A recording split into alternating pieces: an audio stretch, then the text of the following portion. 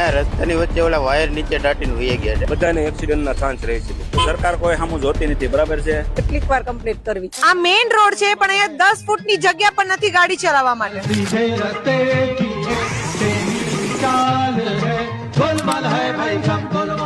અહીંયાથી આવતા વાહન ચાલકોને તો પ્રોબ્લેમ પડે જ છે, પણ અહીંયા રહેતા રહીશોને કે જેની દુકાન છે એમને પણ પ્રોબ્લેમ પડે છે, કારણ કે સાંજે અહીંયા ખૂબ જ ટ્રાફિક જામ થાય છે, કારણ કે રસ્તો જ નાનો છે. આ છે ગોદાવરી રોડ, યોગી ચોક. અમને તો આ રસ્તા પર થાંભલો ખૂબ નડે છે. અમારા છોકરાઓને પણ એક્સિડન્ટ થવાની બીક લાગે છે. ઘણી વાર ગાડીઓ પણ એને અટકાવી દઈએ છીએ. અમે કેટલી વાર એને કમ્પ્લેન કરી તોય પણ એ લોકો આવતા જ નથી અમારે.